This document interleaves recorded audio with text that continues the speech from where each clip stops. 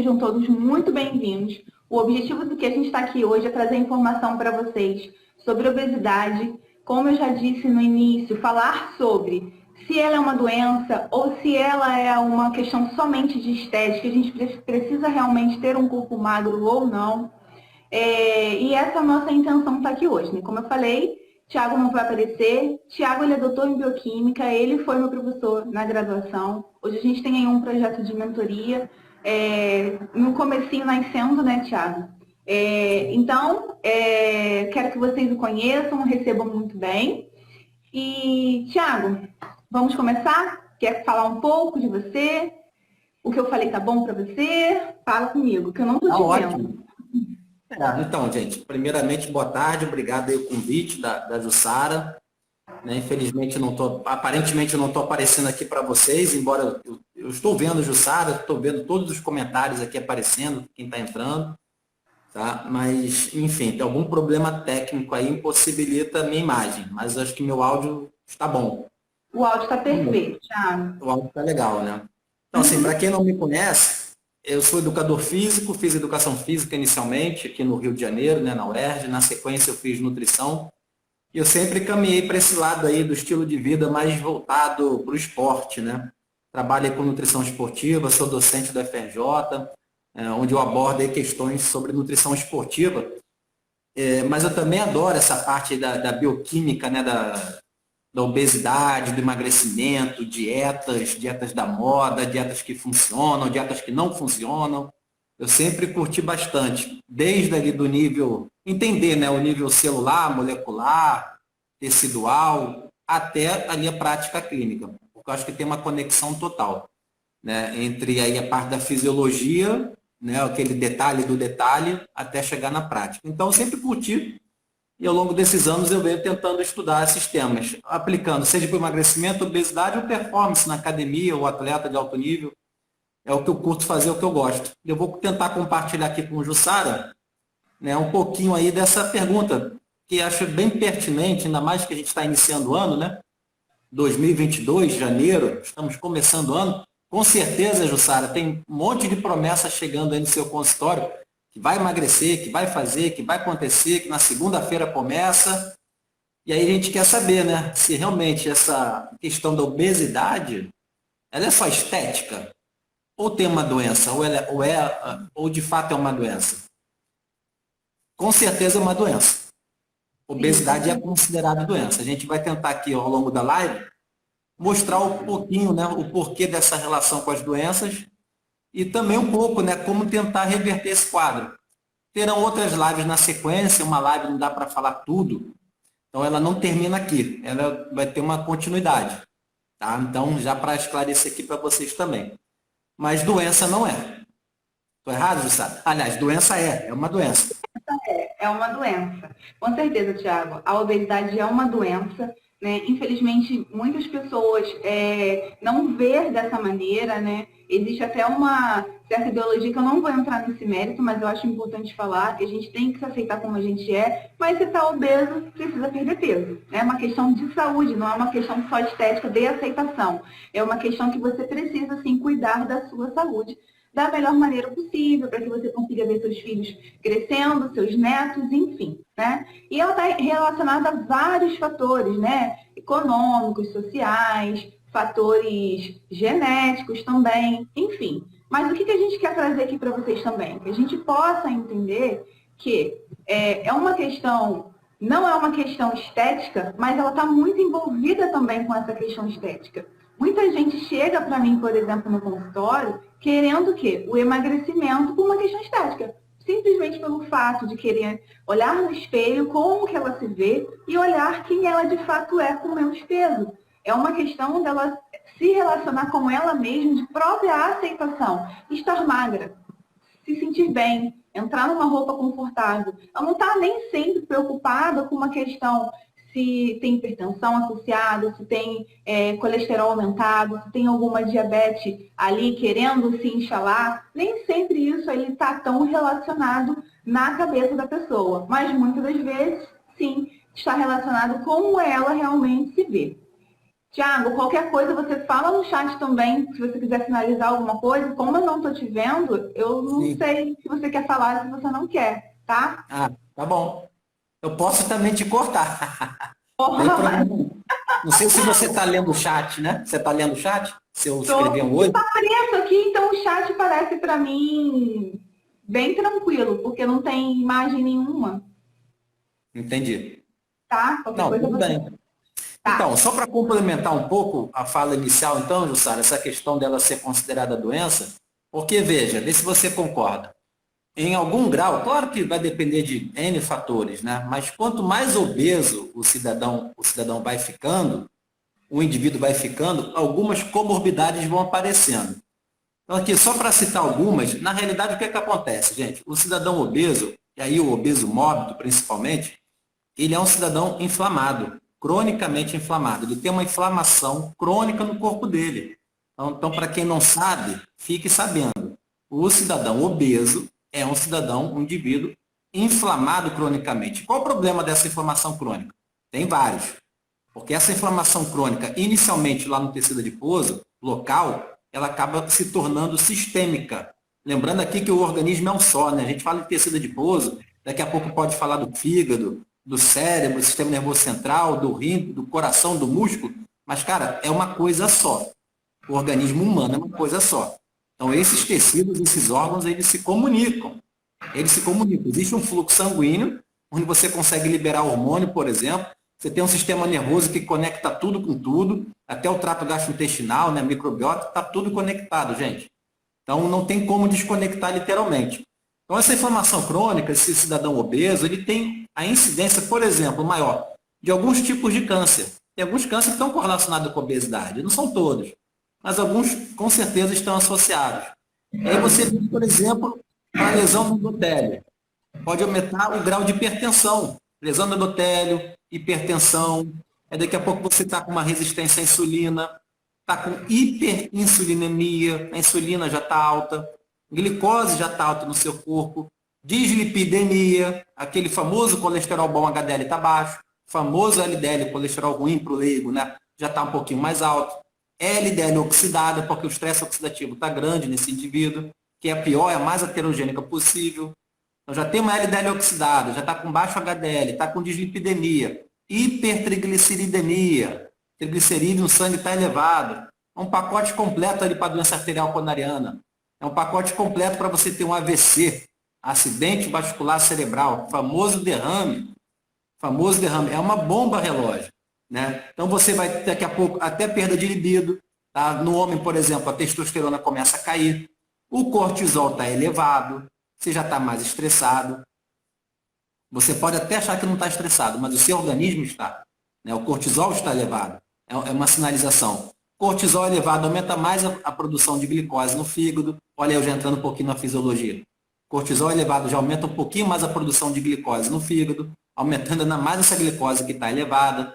Aí você vai pensando, você está doente, você está obeso, uma semana, um mês, um ano, 5, 10 anos, 15, 20 anos nesse panorama, nesse cenário metabólico, né? É complexo e o teu corpo vai sentindo aos poucos. Você está com a glicose alta, glicotoxicidade. Você está com dislipidemia, lipídio elevado, lipotoxicidade. Você está com insulina elevada, hiperinsulinemia, só aí já é um pacote, um tripé para N doenças associadas. Né? Então, realmente, ele está longe, mas bem longe de ser só estético. E quanto mais obeso, né, quanto maior o IMC, por exemplo, né, o quadro clínico tende a piorar. Sem falar, assim, problemas do desconforto no trato gastrointestinal, pode ter vários. Você pode ter, por exemplo, até dificuldade de dormir, apneia no sono. Você pode ter problemas de locomover, locomoção, uma coisa assim, parece ser básico para o ser humano, né? Se deslocar, mas dependendo do tamanho do sujeito, do grau da obesidade, até para se locomover. Entrar no ônibus, pegar um carro, subir numa moto, brincar com um neto, dar uma corrida, não consegue. Vai perdendo massa magra. Esse é um outro ponto, aí eu vou deixar você falar, sabe? Que é que a gente fala muito da questão da obesidade, se é estético ou não. Né? Se é estético ou não. Mas só vou lembrar aqui, na verdade, dar uma cutucada para a gente falar um pouquinho depois, que ganhar músculo na academia também não é só estético, não. Se você vai para a academia para literalmente trabalhar o seu músculo, não necessariamente ficar grandão, hipertrofiado, não necessariamente musculação, mas pode ser o seu crossfit, pode ser a sua caminhada, a sua corrida, mas trabalhar o músculo, exercitar o músculo. Não é só por questões estéticas. O músculo também tem várias funções, depois a gente comenta aqui. Com certeza, Thiago. É muito importante a gente tocar nesse assunto, falar disso, né? Porque, como eu estava falando inicialmente, é muito complicado as pessoas terem essa noção, sabe? Que a obesidade leva a tantas outras doenças, como você acabou de relatar para a gente. E sim, a obesidade hoje ela é uma doença que atinge uma parte muito significativa da nossa população. E a gente está aqui hoje exatamente levando essa informação para vocês, com o intuito mesmo de que vocês possam, aí da casa de vocês, mudar alguma coisa na sua vida que vai tirar você de um sobrepeso, de uma obesidade, que vai mudar de alguma maneira a qualidade da sua vida, né? Porque é muito comum a gente ver, principalmente mulheres, ou talvez, né, por eu atender muitas mulheres, essa questão da briga constante com a balança, que leva a olhar apenas para a parte estética, né? E o que leva ao ganho de peso? O que leva a pessoa a chegar à obesidade, né? Como eu falei, são N fatores, inclusive genéticos. Mas hoje a gente já sabe muito bem que é a maneira que você se porta diante do alimento que faz você ganhar peso, que faz você aumentar a quantidade de gordura corporal que leva vocês a tantas doenças, como o Thiago acabou de falar, né? Para quem está entrando agora, gente, o Thiago não está aparecendo, mas ele está aqui, tá? Porque a gente está falando de obesidade. Então, a ideia é realmente levar vocês a raciocinarem uma questão crítica mesmo do que vocês estão comendo. O que você está indo no supermercado e comprando para sua casa, para sua família, para os seus filhos. Tinha até alguma pessoa falando aqui, Thiago, em relação a alguma criança de 9 anos que tem dificuldade com emagrecimento. Está lá no início, eu não estou conseguindo voltar lá para achar essa pergunta. Mas a gente tem que pensar nessas crianças também. O que você está comprando para o seu filho comer, levar para a escola? Agora não está tendo tanta escola, né? Mas o que você está dando para o seu filho para ele se tornar um cidadão adulto com qualidade de vida, sem obesidade, sem sobrepeso, sem excesso de gordura corporal? Então, é para a gente raciocinar. Tudo que a gente fala, tudo que o Thiago vier a falar aqui de uma forma fisiológica, bioquímica, a base está dentro da sua geladeira, está dentro do que você prepara no café da manhã, está dentro do que você coloca no seu fogão para preparar o almoço da sua casa. É o que você compra no supermercado e traz para sua casa. Ou então, é aquele iFood que você clica toda noite que você chega cansado, né? Muitas das vezes, e pensando na alimentação, sim, porque a principal que vai levar você ao ganho de peso é aquilo que você escolhe para comer, é como que você se porta diante dessa comida. A gente sabe que tem outros fatores, como emocionais também, que a gente vai tentar falar um pouco disso aqui também. Mas como que você se porta diante dessa comida? Todos os dias você chega do trabalho cansado e aperta lá diz que já está lá na tela do seu celular já o iFood para você pedir um lanche, ou você não tem organização alguma na sua vida para comer, para um café da manhã, para consumir frutas ao longo do dia, para o consumo de água, para o seu sono. Será que você consegue observar que tem um intestino que funciona regularmente ou não? Faz atividade física ou não? Então, são todos esses fatores que levam você a ter ganho de peso, levam você a ter obesidade, tá? Quer complementar alguma coisa, Thiago? Então, você estava comentando aí algumas coisas, né? Então, gente, tem essa discussão, né? A obesidade, ela é genética ou os fatores não genéticos são mais influenciadores? Que a gente tem hoje na literatura, na verdade já há muito tempo, né? Claro que pode ter um componente genético, isso existe, mas é a menor parte. Se você for pegar a população no mundo que está cada vez mais obesa, e a população vem ficando mais obesa, não é por conta da genética da espécie Homo sapiens que está sendo alterada. E por isso que a população do mundo está ficando mais obesa.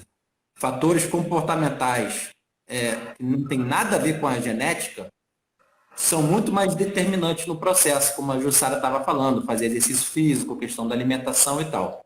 Tá? Então, existe sim alguns polimorfismos genéticos que, infelizmente, induzem um maior grau de adiposidade, vamos colocar assim, nos indivíduos, mas o percentual disso, dos obesos, é pouco, é pequeno. Tá? Então, você tem alguns polimorfismos, por exemplo, que o cidadão pode ficar com uma hiperfagia, ou seja, uma vontade de comer acima do normal. Então, essa pessoa existe. Né? Um metabolismo mais lento, como o pessoal fala, né? O hipotiroideu, tudo bem, pode existir. Mas ainda assim, até o hipotiroidismo, né, ele só responde por 2, 3 quilos a mais, se você for comparar com um grupo controle, nas mesmas condições que não tem essa taxa metabólica basal tão baixa. Não é tão grande assim o problema do hipotiroidismo em relação a ganho de massa gorda quanto o imaginário comum imagina que seja. Não é tanto assim.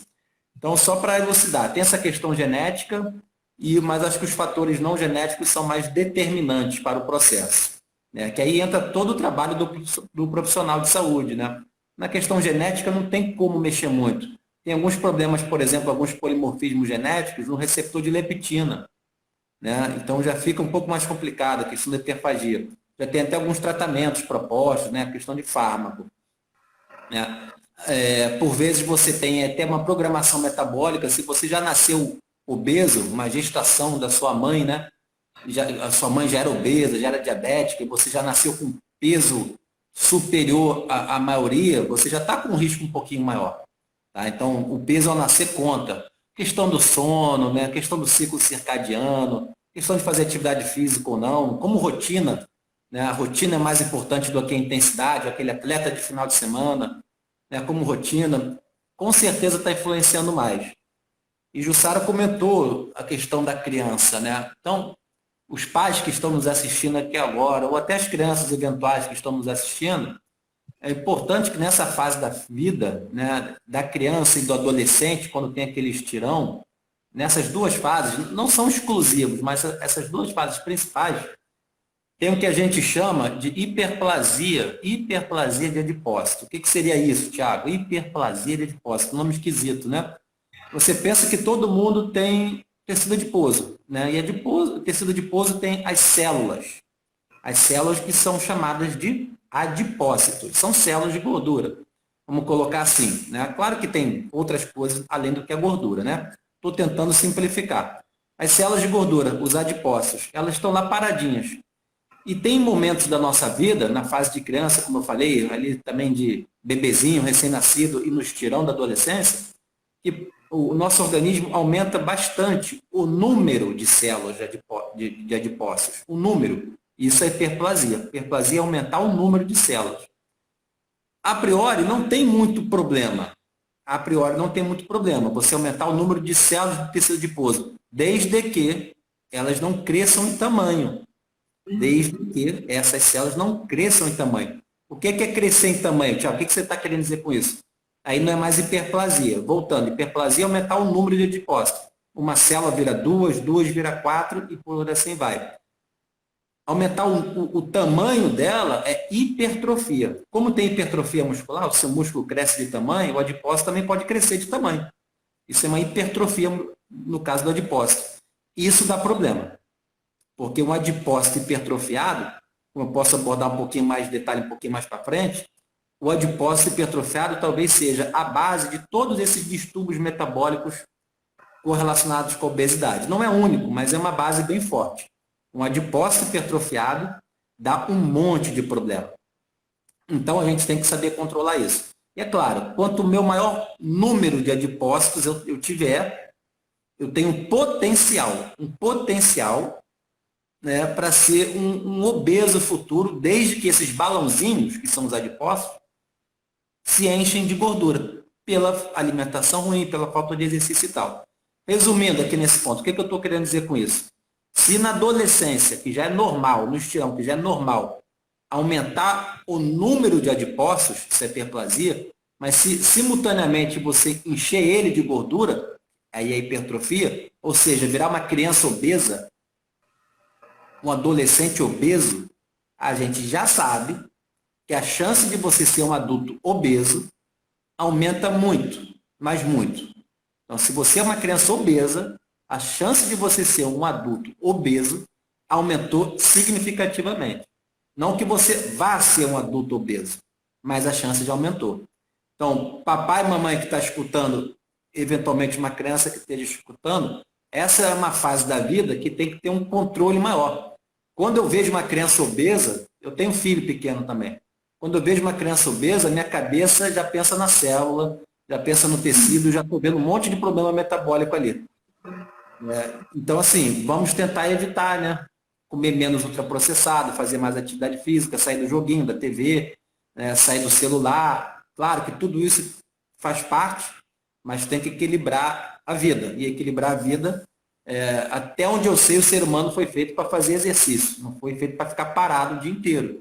Então, a gente tem que se movimentar, né? Sedentarismo, gente, sedentarismo é realmente, talvez, o maior fator de risco, por exemplo, para a doença arterial coronariana, que é a doença que mais mata, a doença que mais mata ser humano, né, é a doença arterial coronariana. E o sedentarismo é um dos top 3 ali, com certeza, que aumenta a incidência dessa doença arterial coronariana. Fora alimentação ruim, álcool, tabagismo e por aí vai. Então, Sara, é isso que a gente tem que alertar, porque provavelmente você atende muito, né, desse perfil no seu consultório. Sim. E aí, com certeza, atendo sim, Thiago. E falando também das crianças, né, é importante a gente responsabilizar os pais, né, nessa questão da criança estar acima do peso. Porque a criança não é ela que vai ao supermercado, né? Não é ela que faz as compras, não é ela que prepara a alimentação. Então, para que os pais possam pensar também o que eles têm ofertado para dentro da sua casa. Isso é uma questão extremamente importante, gente. É uma questão que a gente precisa pensar com muito carinho. Como que você está criando seu filho em relação a realmente o estilo de vida que ele tem hoje, enquanto ele é criança. Porque isso pode facilitar ou não o futuro dele, né? Torná-lo com mais probabilidade de ter doenças metabólicas ou não. Então, é uma questão aí para que a gente possa realmente refletir sobre isso. A pergunta, eu fui lá procurar, tinham botado, né, que era uma criança de 9 anos e a mãe tem dificuldade de fazer a criança emagrecer. Claro que a gente está aqui, gente, não falando somente da criança. A gente está falando da população no geral. Mas respondendo essa mãe, acabei de te responder. E você está dando para essa criança? O Thiago acabou de responder, tem que fazer exercício físico. Então, levá-lo também a ter essa disciplina com o exercício físico favorece muito com que ele realmente queira comer melhor. Entende? Criança tem muita resistência com a alimentação, de escolher o que ele vai comer, de gostar, de não gostar. Mas isso é uma coisa também que a gente cria o hábito dentro da casa para mudar o hábito da criança. A criança vai fazer aquilo que ela visualiza a família fazendo. Porque não adianta você cobrar o seu filho de comer bem, saudável, fruta, verdura, legume, arroz, feijão, se você não come. Então, não adianta você querer fazer o prato dele e pedir o iFood. A criança não vai funcionar. Então, é realmente para a gente pensar o que tem ofertado dentro da sua geladeira, dentro da sua despensa, que a mudança de hábito também ela pode começar por essa parte aí da sua casa, tá? Ela não come a fruta, o legume. Estou falando de forma genérica, né? Os pais não comem a fruta, o legume, uma comida mais saudável, além de não comer, não está ali, não senta na mesa para fazer almoço junto, jantar, nada disso, né? Muito menos café da manhã, sempre está na correria, sempre apertando o botão ali do micro-ondas. Além de não comer junto, não apresenta essa comida para a criança, por exemplo, não vai no mercado, não vai no hortifruti, passa longe disso, e também não leva em nenhum momento, uma vez na vida, que seja, uma vez na vida, para a cozinha. Né, para fazer a preparação junto com a criança, de forma lúdica mesmo, e tal. Despertar o interesse da criança também, né? Exato. Então, assim, é muito mais fácil, de repente, botar na lancheira da criança, uma forma genérica aqui, um suquinho de caixa, que está longe de ser suco, ou, de repente, algum bolo industrializado, alguma coisa assim, Porque é mais fácil, é mais prático, é barato, por vezes é barato e vamos embora. E aí, como que a criança realmente vai ter essa conexão com uma comida que traga mais saúde, seja mais saudável, nutrientes de verdade ali? Não tem como. Primeiro que não tem em casa, como você bem falou, ela também não vai no mercado comprar. Ela não tem dinheiro, não tem livre-arbítrio, né? Ela é muito dependente dos pais. Então, se não tiver realmente, isso também serve para exercício físico. Eu vejo muito aqui, eu moro num condomínio grande, que eu vejo muito pai assim, o filho está ali querendo fazer atividade física e o pai está no celular, e mandando ele fazer algum exercício, mas o pai não interage. Criança pequena que eu falo, até criança maior também, adolescente, não interage. Então fica um pouco complicado, né? Você exigir, mas você próprio não se ajuda, não faz. A criança, dependendo da idade, realmente fica muito dependente.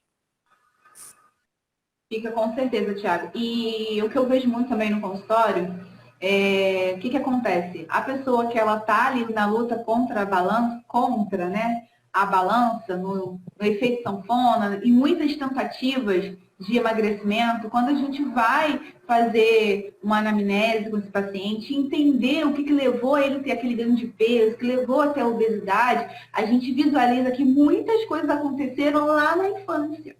Então, fica aí também uma sinalização para os pais, né, mais uma vez, em relação a como tem sido esse tratamento em casa. Né?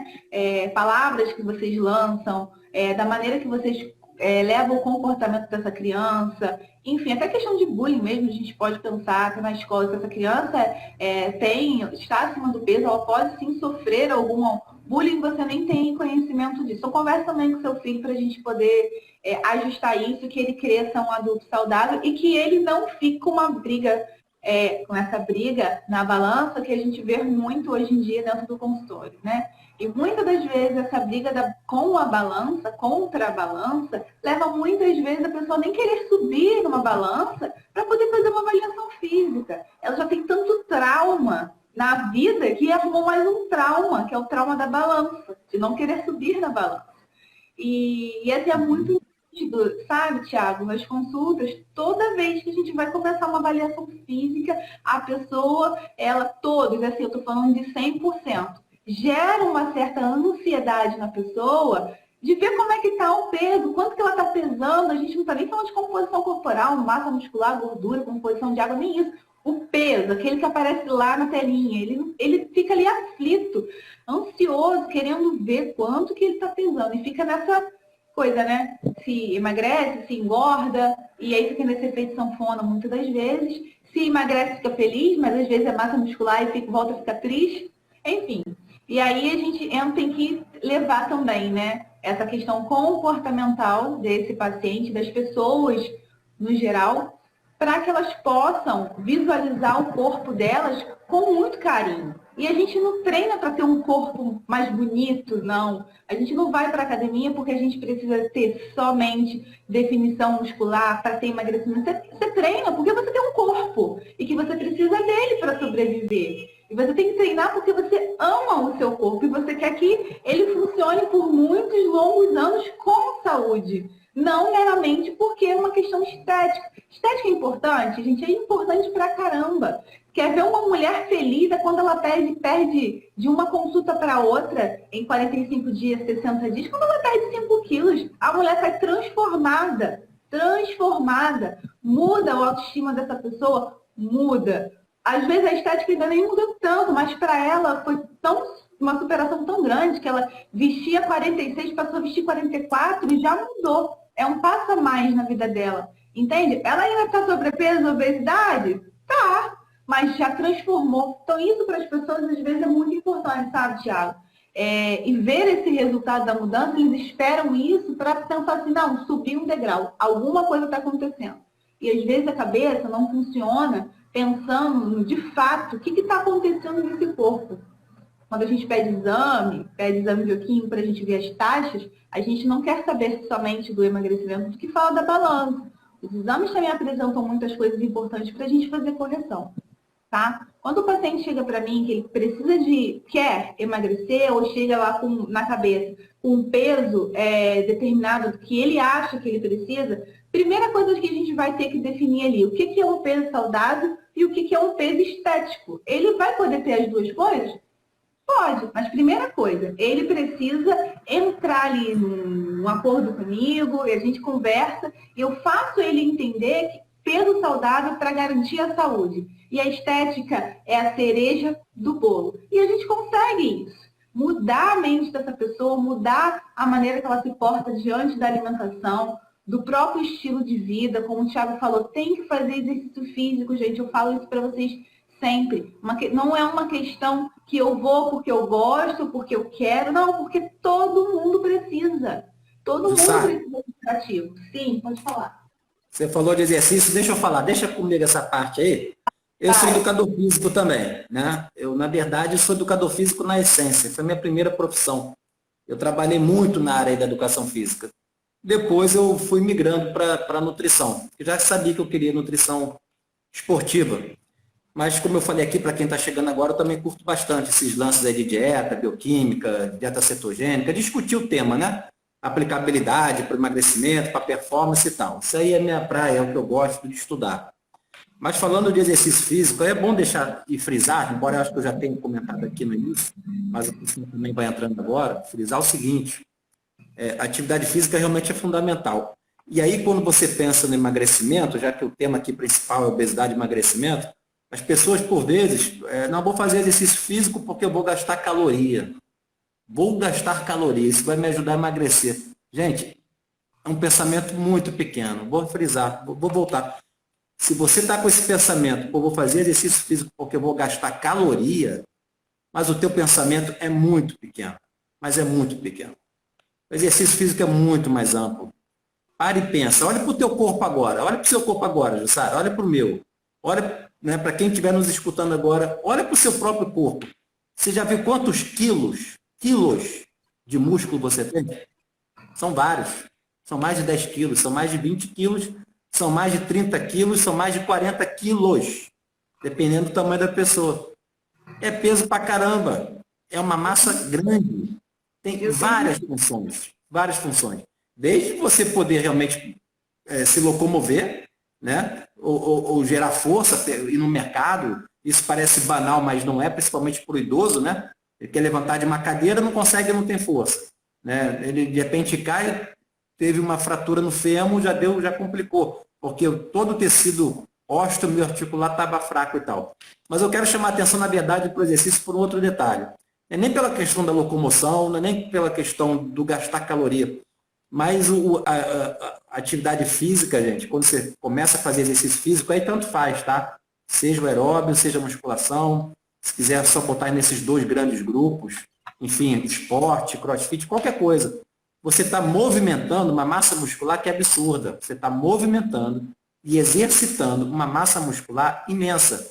E aí, para quem não sabe, fique sabendo que o músculo esquelético é um órgão endócrino. Não tem o que falar, ele é um órgão endócrino. Então ele produz hormônio. Um monte de hormônio. E vem sendo descrito na literatura cada vez mais. Então a lista já é grande. Bom, dentre esses hormônios, são vários, né, como eu acabei de citar. Mas você tem ali, por exemplo, hormônios com potencial anti-inflamatório grande. Esses hormônios em conjunto levam um nome, tá? Para quem quiser depois procurar no Google, só bota esse nome. Mio de músculo, né? Miocitocina. Então, miocitocina é um grupo de citocinas, de hormônios produzida pelo músculo. Mas não é um músculo parado no sofá, não. É um músculo fazendo exercício físico. E aí vai ter uma repercussão metabólica favorável para quem faz atividade física, que é absurda. Tá? Então, estou emagrecendo só fechando a boca, literalmente. Versus um outro grupo que está emagrecendo, fechando a boca e fazendo exercício físico. A taxa de emagrecimento é igual. Vamos pensar assim, é igual. E os sujeitos são obesos. Você pode ter certeza que a melhora metabólica... Tiago, o que é uma melhora metabólica? O que você está querendo dizer? Bom, eu estou tratando de um obeso com diabetes mellitus tipo 2, com resistência à insulina, hipertenso e por aí vai. Quando ele faz exercício físico, essa massa muscular em atividade produz tanto hormônio do bem, né, para o teu corpo, para o teu organismo, que a pressão começa a melhorar. Você vai ter que ir no médico lá para rever o remédio, para diminuir o remédio da pressão. A sua glicose, glicemia que estava elevada, hiperglicemia, começa a melhorar, começa a baixar. A sua insulina que estava alta, hiperinsulinemia, começa a diminuir, né? A sua hiperfagia, né, por doce talvez, começa a melhorar, né? O seu estresse começa a diminuir, o seu cortisol começa a cair e tudo vai melhorando. Antes, olha o detalhe agora, em caps lock, hein? Antes do peso da balança cair. Melhora metabólica, por vezes, vem antes do peso na balança começar a cair. Como assim, Thiago? Como assim? É exatamente isso. É como se fosse uma guerra metabólica. Você é um cidadão obeso, teu tecido adiposo está imenso, hipertrofiado, disfuncional, e a gente sabe que o tecido adiposo também é uma glândula endócrina, então ele está totalmente disfuncional, produzindo um monte de hormônio pró-inflamatório, inflama, não só o tecido adiposo, que é local, mas sistêmico, que aí dá esse monte de problema, síndrome metabólica, acaba culminando na síndrome metabólica, e aí você tem essa guerra metabólica, literalmente. As adipocitocinas do tecido adiposo pró-inflamatórias sendo guerreadas contra as miocitocinas anti-inflamatórias produzidas pelo músculo esquelético em exercício. É muito além de caloria. Então você tem que realmente procurar fazer atividade física. Tiago, precisa ser na academia? Não, não precisa ser na academia. Para fazer atividade física, você precisa só de uma rotina, botar na agenda, vontade e vai caminhar. Qual é o custo de caminhar? É muito baixo. Tende a zero.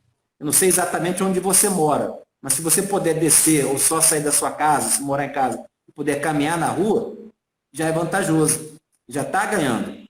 Então, pensa nisso aí, profissional de educação física está aí para te ajudar. Atividade física é fundamental.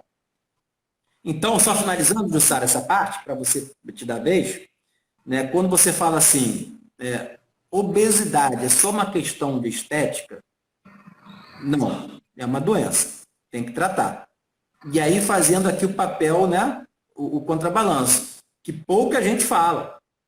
Ir para academia, botar músculo, ir para academia, fazer exercício, hipertrofiar, é só uma questão de estética também? Com certeza não. Com certeza não. É questão de saúde.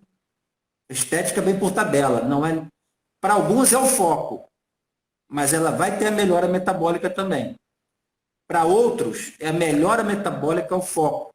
E a estética vem de rebote. Vem de rebote. Mal comparando, isso também acontece no consultório para o cidadão obeso. Por vezes vai no consultório da nutricionista, a questão não é nem melhorar a lipidograma que está alterado, a questão não é nem melhorar, sei lá, uma glicemia que está alterada, a questão não é nem melhorar, sei lá, um colesterol alterado, não, não é. A questão do obeso que chegou no consultório da nutricionista é que ele quer jogar futebol e não consegue mais. É um prazer da vida dele. Ele quer brincar com o neto, que ele não consegue mais. E aí ele vai perder peso para isso. Essa é a maior motivação dele. Emagrecer, perder peso para brincar com o meu neto. Aí ele vai emagrecer, ele vai ter melhora no lipidograma, ele vai ter melhora na sensibilidade à insulina, ele vai ter melhora na resposta glicêmica e tal. Mas vem a rebote, não é o foco.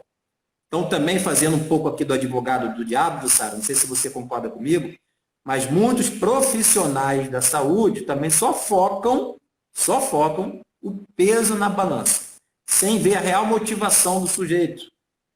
Então parece que eu tenho que escrever na testa dele qual é o peso da balança dele, o percentual de gordura. E ele não está nem aí para isso. Esse não é o foco. Antropometria não é o foco dele. O foco dele é jogar o vôlei, natação, dar uma volta no parque que ele já não consegue mais, que ele está prostrado no sofá, por conta do peso.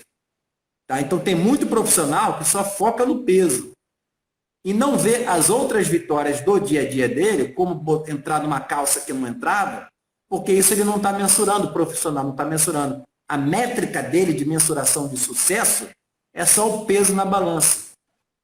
E está tendo um monte de melhora que ele não está vendo, porque não perguntou na anamnese, enfim, que ele está perdendo. E está deixando de comemorar essas vitórias com aquele cidadão obeso.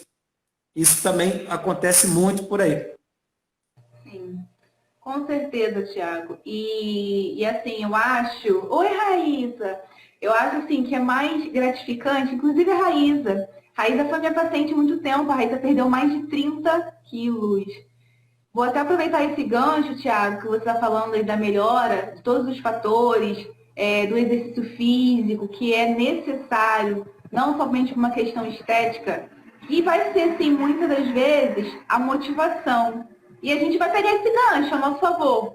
A gente tem que ser esperto também na hora de favorecer a perda de peso. Já que a motivação é aquela, a gente tem que apresentar para o paciente qual é a real necessidade dele, metabólica, baseado nos exames, na avaliação física, mas pegar o gancho que ele está motivado para emagrecimento com exercício físico, e aí a gente vai ensinando ele no decorrer por que ele está fazendo exercício ali. Não somente para emagrecer, mas porque ele precisa, com todos esses fatores que você acabou de falar. Deixa eu só falar da Raíssa rapidinho. A Raíssa veio para mim, Raíssa, já estou falando de você. Veio para mim para laudo bariátrico. Raíssa é jovem, Raíssa, se eu não me engano, Raíssa, me corrija se eu estiver errado, ela não tem nem 30 anos. Ela veio para mim para pegar laudo bariátrico. E falei, Raíssa, vamos tentar emagrecer? E a gente ficou muito tempo tentando emagrecimento sem sucesso, mas ela estava com muita força de vontade. E a Raíssa levou comigo, se eu não me engano, em 7 meses, sem conseguir fazer emagrecimento algum. 7, 8 meses mais ou menos. Mas quando ela começou a perder peso, fez 30 agora, né? Quando ela começou a perder peso, que ela entendeu que era preciso mudar o estilo de vida dela. Ela precisava fazer exercício físico, ela precisava botar na cabeça dela que era necessário mudar aqui dentro para que o corpo dela mudasse também, para que todo o fator dela fisiológico, metabólico mudasse também. E aí ela começou a fazer exercício com muita dificuldade e melhorando a alimentação. Eu sei que assim, em mais ou menos 6 meses, Raíssa perdeu 30 quilos. A gente ficou mais tempo tentando do que a gente dando sucesso. E hoje ela está aí, ó, maravilhosamente bem. E uma das motivações da Raíssa, Thiago, foi aquilo que a gente estava falando lá no início. Era o filho dela. Ela queria emagrecer porque ela tinha um filho pequeno. E ela queria ser exemplo para o filho dela. Muito linda a história, Raíssa. Estou muito feliz que você está aí, viu? Muito bom. Então, assim, Raíssa, entre outras pessoas, tem uma motivação que a gente vai pegar para ser favorável ao processo. Mas a paciente precisa entender, a pessoa, no geral, precisa entender que a mudança do estilo de vida, a constância, a disciplina, fazer mesmo sem vontade, não é só uma questão de resultado de balança, é uma questão de resultado de tudo. É como um todo, na verdade, que vai trazer a melhora para esse quadro, sabe? Tirar de verdade a pessoa da obesidade e mais, Thiago, fazer essa pessoa que perdeu peso se manter mais magra. Que isso é a parte mais difícil. É o que eu sempre falo para os meus pacientes. Fazer você perder peso não é o difícil. É ou não é, Thiago? Fazer ele emagrecer não é o mais difícil. Mas quando ele chega lá, como que ele faz para permanecer no peso abaixo? Às vezes ele não sabe, ele não consegue. Começa a ficar mais ansioso, chega ali e agora, o que eu vou fazer? Eu não sei comer, o que eu vou comer? Tem que voltar lá na nutricionista, faço atividade física, posso parar de fazer exercício já que eu emagreci? Eles têm muita dúvida em relação a isso. E aí, volta a fazer tudo que fazia antes. Consequência disso, ganho de peso. E aí fica nesse efeito sanfona, tá? Quer complementar? Tem que ter constância, né? Se você mudou seu estilo de vida, aquilo ali começa a entrar na sua rotina, começa a ficar prazeroso. Porque ninguém consegue manter, vamos combinar, Jussara? Vou fazer exercício, mas eu odeio aquele exercício, odeio aquela academia. Não gosto de fazer e fica ali no chicote, literalmente no chicote. Então, tem que fazer sim, vai ter que fazer, vai entrar na academia às 6 da manhã. Não dá, não vai rolar. Então, assim, qual exercício fazer? Aquele que você curte, aquele que você gosta, que te dê aderência, dentro da possibilidade sua financeira, dentro de rotina também. né? A gente sabe que está todo mundo com horário sempre muito apegado em relação ao trabalho, filho, um monte de coisa, mas também tem que se cuidar, né? Então, fazer atividade física aquela que você goste, porque vai dar aderência. Antes de pensar nas adaptações fisiológicas, eu penso em aderência, né? Porque senão não tem como, seja no exercício ou seja na alimentação. Exatamente, Tiago. E aí, entrando na parte da alimentação, o plano alimentar dessa pessoa, ele precisa ser baseado naquilo que a pessoa consegue ter manutenção, ela consegue fazer aquilo por muito mais tempo. Muitas das vezes a pessoa chega para mim e diz assim, com essa ideia, quero fazer jejum intermitente, quero fazer low carb, e vem com as ideias do que ela acha que é melhor naquele momento. Mas não, se ela não mudar o estilo de vida dela, associar alimentação, exercício físico e fazer o que é melhor para ela, ter o protocolo alimentar que seja favorável para ela, dentro da rotina dela, com aquilo que funciona para ela, não adianta querer fazer jejum intermitente se você sente muita fome de manhã, ou se você sente muita fome à noite, você não sabe nem identificar fome e saciedade. Então, são coisas que a gente, na prática, vai visualizando que a gente precisa entrar em acordo com o paciente e fazê-lo entender também que aquilo não vai funcionar para ele. Entende? Então, o protocolo alimentar tem que ser favorável para esse paciente, que ele consiga ficar o maior tempo possível para que a gente tenha sucesso no processo de emagrecimento dessa pessoa. Eu sempre falo isso para os meus pacientes, não adianta tentar elaborar muito se você não tem tempo para preparar, se você não tem tempo para ir ao supermercado, e quem faz supermercado para você é a sua mãe, é o seu filho mais velho. Então, não tenta inventar. Vamos fazer o que dá, mas deixando isso muito mais com uma qualidade nutricional melhor, mas que você consiga ter adesão.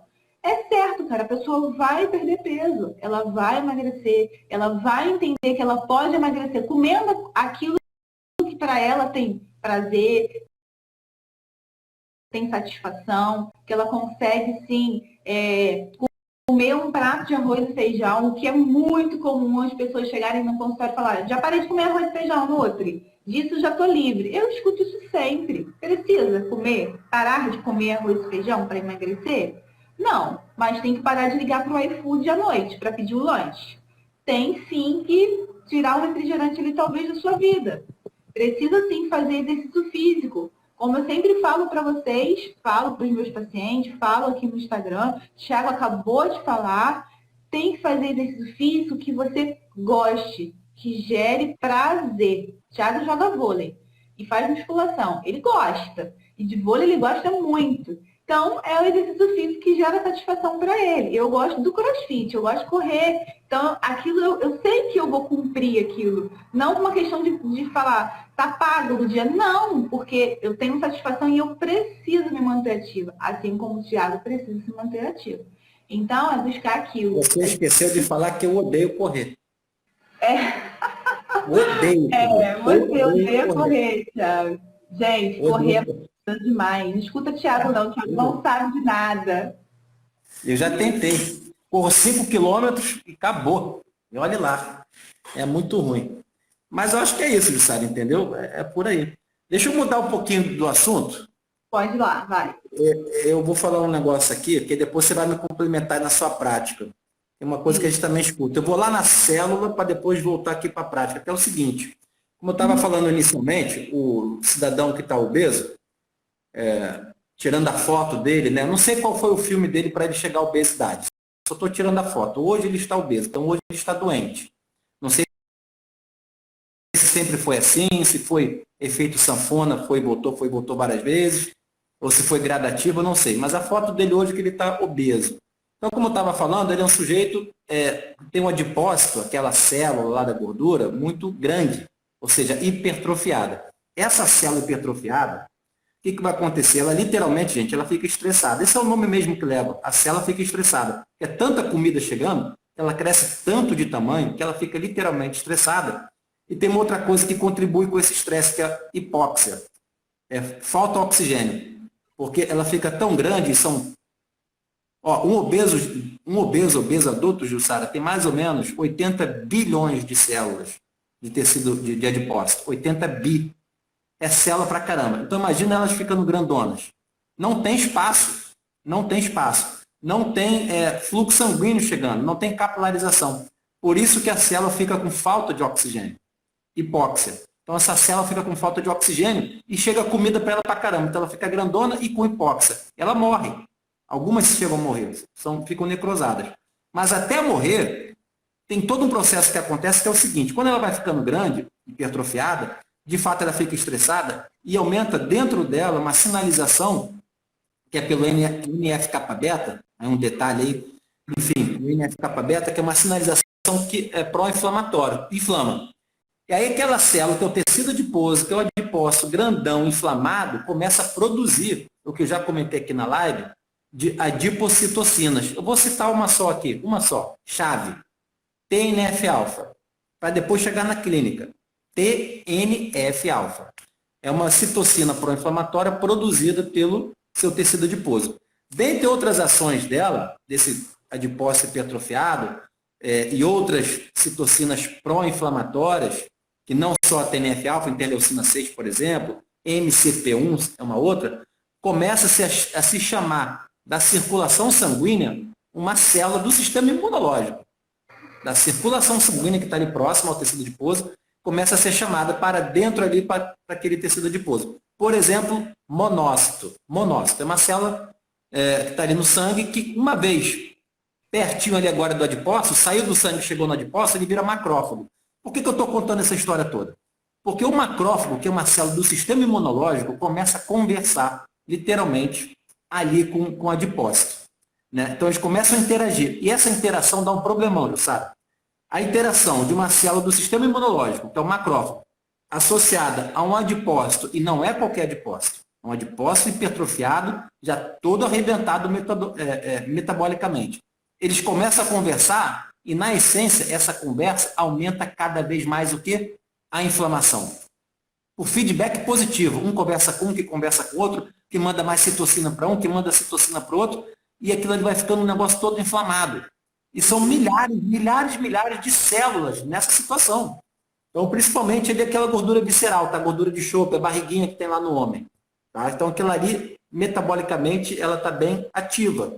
Então, o que vai acontecer? Ali já começa a resistência à insulina. Lembra do TNF-alfa que eu comentei? Então, ele dá uma resistência à insulina local. Então, o tecido adiposo, ele começa a sofrer cada vez mais o que a gente chama, um termo técnico aqui, de lipólise. Degrada a gordura, degrada a gordura. Porque, para quem não sabe, a insulina, a tendência dela é formar gordura. Formar gordura. Como aquela célula está com resistência à ação da insulina, pelo processo inflamatório, em vez de formar gordura, se degrada. Então, você começa a degradar a gordura e começa a liberar o constituinte básico da gordura, que é o ácido graxo livre. Por que eu estou falando do ácido graxo livre? Esse ácido graxo livre vai ter várias ações. Pode ter várias ações. Inclusive, conversar de novo com o macrófago, que está ali do ladinho, inflamar ele ainda mais. Inclusive, conversar também com uma outra célula adiposa que está ali do lado, inflamando ela ainda mais. E ele pode chegar na circulação sistêmica, sair do localzinho dele ali, eu estou tentando simplificar muito a história, né? Ele chegando ali, o ácido graxo livre, chegando, por exemplo, lá no seu fígado, no fígado de um sujeito obeso, vai dar o quê? Esteatose hepática. Olha o fígado gorduroso aí. Olha o cidadão obeso na night bebendo. O álcool também dá um fígado gorduroso bonitinho. Mas um cidadão obeso com resistência à insulina está liberando, literalmente, gordura do tecido adiposo para dentro do fígado. Porque o teu tecido adiposo está com resistência à insulina, não forma mais tanta gordura, mas libera que está lá, na circulação sistêmica, e chega no fígado. Aquele fígado, olha só que doido agora, aquele fígado pega essa gordura e começa a empacotar essa gordura lá dentro do fígado. Essa esteatose hepática, fígado gorduroso. Daqui a pouco todos os exames laboratoriais de função hepática estão alterados. Mas esse fígado consegue ainda pegar essa gordura, empacotar ela ali, empacotar um termo assim genérico que eu estou colocando aqui, e jogar de novo para a circulação sistêmica, a famosa VLDL. VLDL, uma lipoproteína que todo mundo tem. Essa VLDL é convertida no sangue em LDL. LDL, galera, o famoso colesterol ruim. Olha a dislipidemia aumentando aí. LDL já está aumentando.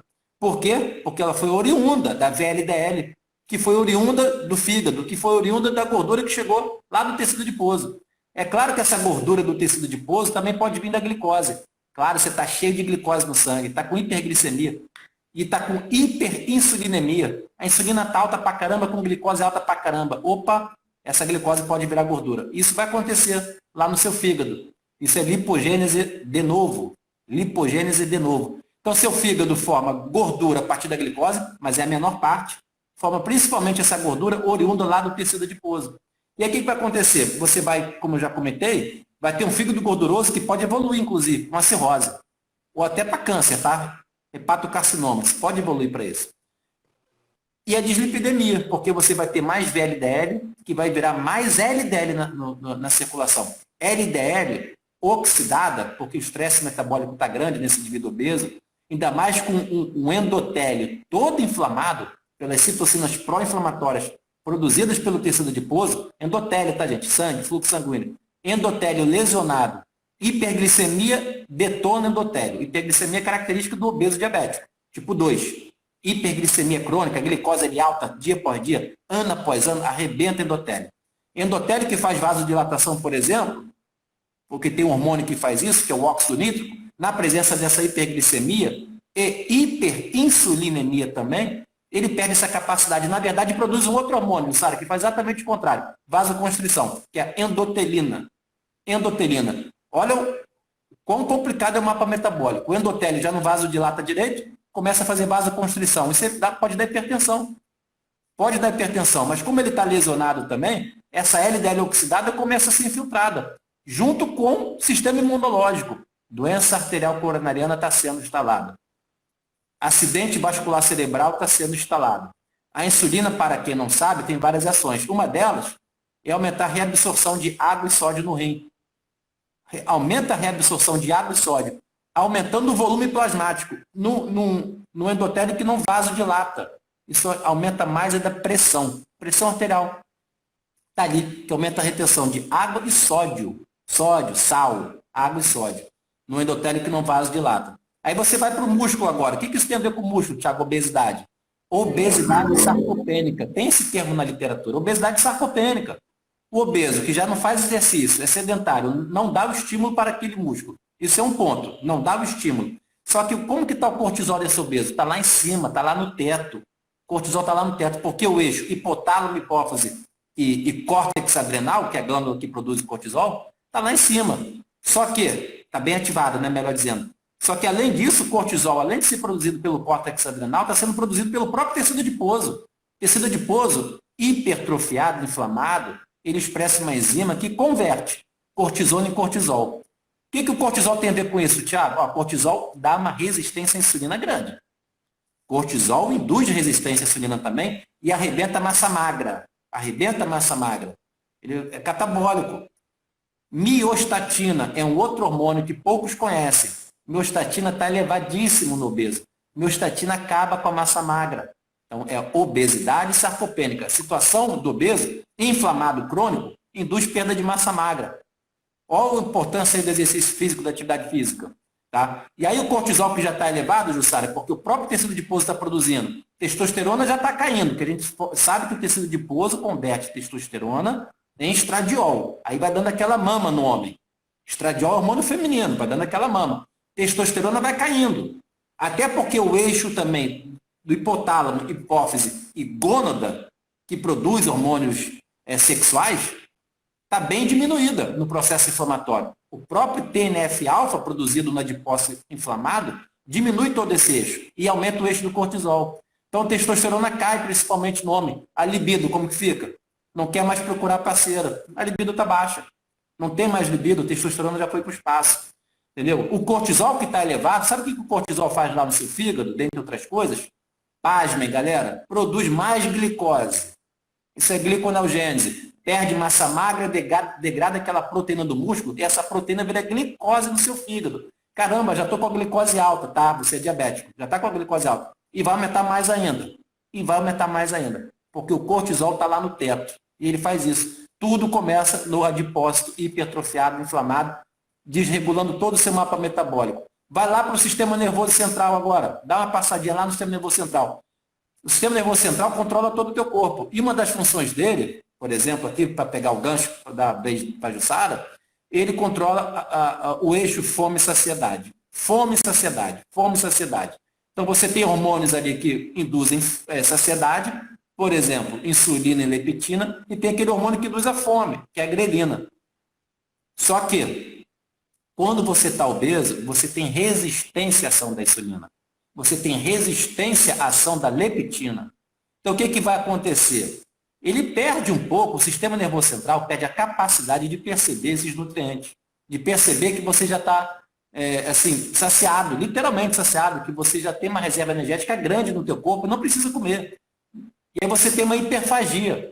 E aí que eu vou pegar o gancho, porque muitas das vezes o cidadão obeso, o lado comportamental aí, que vai atacar literalmente a geladeira à noite, e de repente vai dizer para você que não está comendo nada, mas ele não está atacando a geladeira, entre aspas, aí porque quer ou porque quer quebrar a dieta. Tem uma fisiologia por trás aí também. Ele está atacando a geladeira ali por N questões, mas uma delas é porque ele perdeu totalmente, ou parcialmente que seja, esse controle metabólico do sistema nervoso central em relação ao eixo fome e saciedade. Tem trocentos hormônios no trato gastrointestinal, trocentos, que induzem saciedade, mas também já foi perdido. GLP-1, por exemplo, é um bem falado, GIP é outro, as incretinas. Então, assim, a gente tem que também ter esse cuidado de não taxar, não rotular o cidadão obeso, mas está vendo lá, o cara não para de comer. Claro, tem situações e situações, mas só atentar aqui para a fisiologia e dando assim um crédito para o cidadão que está obeso, é porque por vezes ele realmente perde o controle. Perde o controle porque tem uma fisiologia por trás ali atuando. Inflamação, gente, processo inflamatório agudo, crônico ali, né, local, agudo não, no caso local, no tecido adiposo que vira crônico, impacta em tudo. Inclusive em doença neurodegenerativa, Alzheimer, para parar aqui minha fala para dar a vez ajustada. Inclusive Alzheimer, está associado inclusive com obesidade também. Mas eu queria chamar essa questão da obesidade, em relação a atacar a comida e o pessoal taxar, rotular, está vendo ali, não para de comer. Não é bem assim. Muitas das vezes ele não tem, né, Thiago, controle sobre isso. Ele não consegue realmente saber onde que é a viradinha de chave para falar assim, opa, eu estou saciado. Ele não tem essa percepção. Ele não sabe ainda, ele não consegue identificar fome e saciedade muitas das vezes. Nossa live já está com 1 hora. Ainda não está aqui falando que está acabando, não. Vamos seguir. Até finalizar aqui para mim. Bom, muitas das vezes também, Thiago, o que acontece com a pessoa que tem essa questão fome e saciedade, ela precisa de acompanhamento psicológico também. E aí a gente vai pensar numa terceira pessoa aí para ajudar essa pessoa a melhorar as questões psicológicas, mentais, para que ele também tenha esse autocontrole de autopercepção.